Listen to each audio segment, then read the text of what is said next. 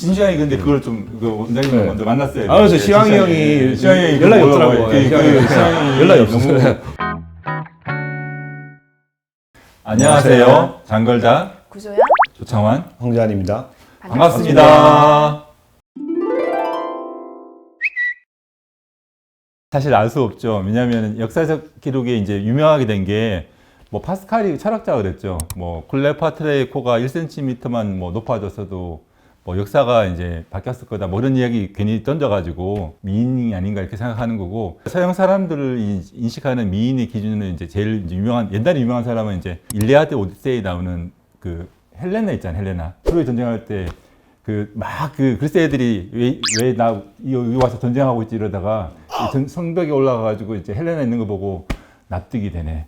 역사적으로 이제 실제로 유명한 거로 이제 유명한 사람은 이제 이집트의 왕비 네페르티티 왕비가 있어요. 네페르티티, 들어본 것 같아요. 네페르티티 여왕하고, 그다음에 또 이집트 사람이죠. 클레오파트라. 뭐 클레오파트라가 피부 관리를 위해서 우유랑 맥주, 꿀 이런 것들을 사용했다고 하고, 근데 생각해보니까 또 우유가 발효되면 젖산이 생기는데 이게 뭐 각질을 정돈하기 위해서 뭐 락틱 애시드 이런 필링 성분 쓰기도 하고요.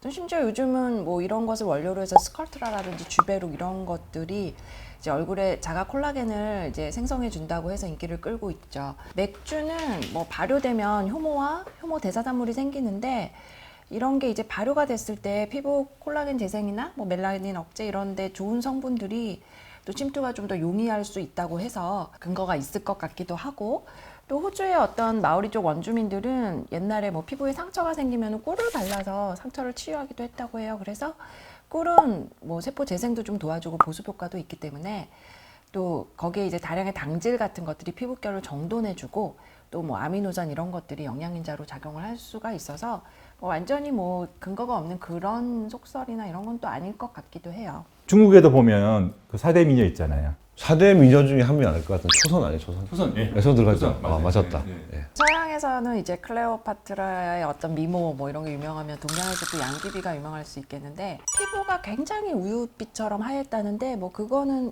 이견이 없나 보더라고요. 그래서 이제 양귀비는 어떤 체내의 독소를 빼는 디톡스에 정성을 다했다고 하고, 닭 날개도 좋아했다고 해요. 그래서 콘드로이친 황산인 어떤 콜라겐 성분이 많이 들은 그런 거를 좋아했나 보더라고요. 미적 감각이랑 시대마다 다르지 않습니까? 예전에 뭐 선사 시대, 고대 시대에 발견된 토기가 있는데, 이게 토기의 이름이 비너스상이에요. 그 비너스상이 풍만한 게 아니라 거의 머리에 이렇게 뚱뚱한, 고대 시대에는 생존 유지가 가장 중요한 미덕이기 때문에 지방을 좀 가지고 있어야 우리 기아에 대처할 수 있으니까 그런 것들이 아름답다고 느껴졌을 수도 있을 것 같아요.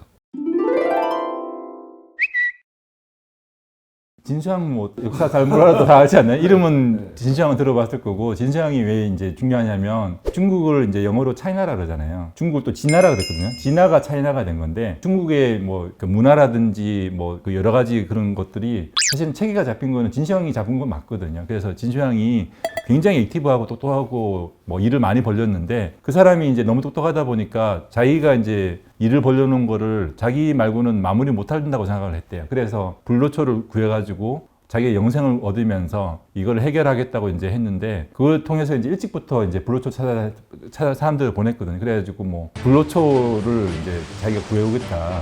그래가지고 서복이 이제 그 제주도에 왔다 그러잖아요. 제주도 와가지고 뭐 바다에 떨어지는 폭포 있잖아요. 정방폭포. 거기 가보면 서 있어요. 서복과지라고. 섬에서 바로 바다로 떨어지는 폭포가 있는 걸 보고 거기 와서 들러가서 뭐가 있을 거라 하고 왔다 가지고 가져간 건 아마 영지버섯 정도 가져간 것 같아요. 영지가 뭐 이렇게 불로초는 아니잖아요. 근데 하여튼 그거 가져갔다고 하더라고요. 불로초가 또 복숭아랑 함께 불로장생의 불사약으로 알려져 있고, 그리고 영지와 비슷하게 생겼다고 해요.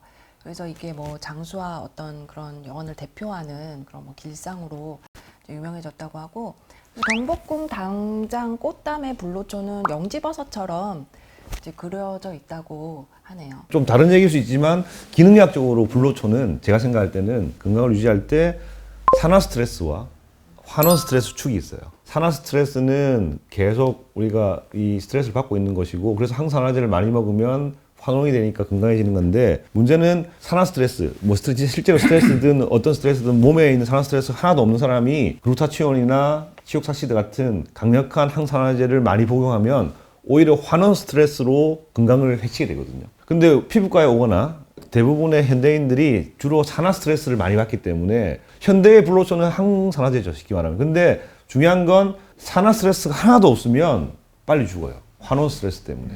그 말은 우리가 견딜 수 있을 만큼의 산화 스트레스를 해결하는 과정에서 생기는 게 그로스 팩터도 생기고 여러 가지 진피환경도 좋아지고 결국 레이저도 견딜 수 있을 만큼의 산화 스트레스를 주는 거거든요. 거기에서 회복되는 게 이 시에 회복되고 하는 거라서 주변에 있는 일들이 너무 힘들다고 생각하지 마시고 그것이 나한테 내가 불로 당생할 수 있는 적절한 옥시도시티브 스트레스를 주는구나라고 생각하시고 사시는 게 불로초인 것 같습니다. 진시황이 근데 그걸 좀 원장님 네. 먼저 만났어요. 그래서 시황이 형이 연락이 없더라고요. 연락이 없어요.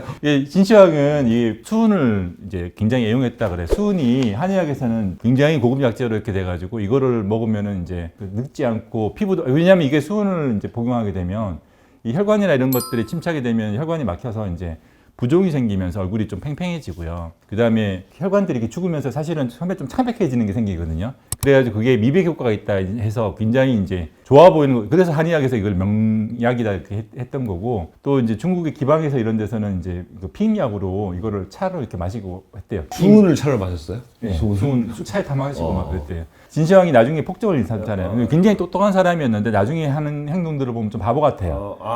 왜냐하면 수은 중독이 뇌 증상이 일으키거든요. 뇌 정신 이상도 일으키기 때문에 불로를 하려고 그랬다가 오히려 독이 된 거죠.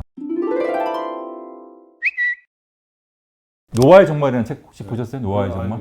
그게 데이비드 싱클레어라고 이제 하버드 의대 교수가 이제 쓴 책인데요. 거기에 이제 서투인 단백 유전자라는 걸 굉장히 강조해요. 서투인. 이 사람이 이제 약간 약장수 같은 느낌이 좀 들거든요. 자기가 뭘 많이 이렇게 서투인을 위해서 뭘 많이 복용했냐 그러면 레스베라트롤을 이제 많이 먹는데 레스베라트롤이 뭐냐면 프랑스 사람들이 술을 많이 먹는데 건강하다 그러거든요. 그래서 그 건강한 이유를 찾아봤더니 레스베라트롤이 많이 들어있는 와인을 많이 먹기 때문이다 좋아지는데 레스베라트롤을 먹는 것도 방법이지만 사실은 거기 책에도 나오거든요. 간헐적 단식이나 이런 거를 하면은 서투인 유전자가 이제 활성화된대요. 그러면 이제 젊게 지낼 수 있다. 그게 사실은 이제 진정 의미의 불로초가 아닌가 이렇게 생각할 수가 있어요.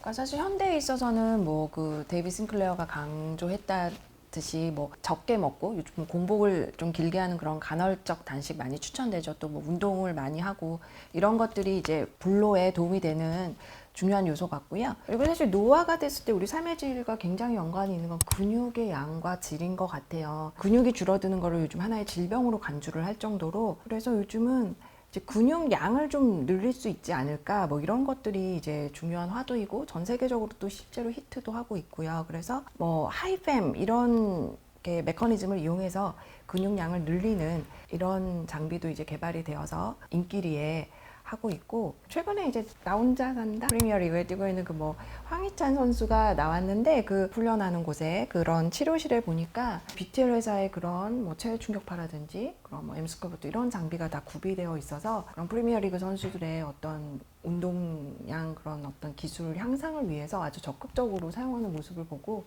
굉장히 또 와닿더라고요. 단순히 미용적인 게 아니라 항노화, 삶의 질 이런 것들을 우리가 끌어올리기 위해서 그런 것들도 최대한 적극적으로 활용해 볼 수 있지 않을까 이런 생각을 해봤어요. 그 항암 치료할 때도 근육량이 이렇게 중요하다고 그러잖아요. 안병동에서 보면 근육량이 좀 있으신 분들은 항암 치료를 좀 세게 해도 잘 견디시고 그 결과도 좋은데 근육량이 없으신 분들 그런 분들은 굉장히 병색이 짙은 병색이 짙은 상태로 굉장히 나빠지시더라고요. 지방도 관계 있고. 제가 다이어트를 요즘 하고 있는데 저는 간헐적 폭식을 하고 있습니다. 16시간 금식을 하고 8시간 식사 시간을 지키는 건데 간헐적 단식이라고 생각하면 너무 힘들어요. 그래서 간헐적 폭식을 하고 있는데 결국 그 16시간 동안 옥시더티브 스트레스를 주는 거거든요. 견딜 수 있을 만큼. 그래서 그 16시간 동안은 비타민도 먹지 말라고 그러잖아요. 왜냐면 비타민 항산화제니까. 산화 스트레스를 즐겨야 되는 거니까. 그래서 아까 말씀드린 것처럼 주변에 있는 스트레스가 나를 살리는 스트레스라고 생각하고 즐기시기 바랍니다. 오늘은 역사 속 유명 인물들의 미모 관리에 대해서 준비해봤는데 어떠셨나요? 재밌는 시간 되셨길 바라면서 저희는 다음 편에 더 재밌는 내용으로 찾아뵙겠습니다. 구독과 좋아요, 알람 설정은 사랑입니다.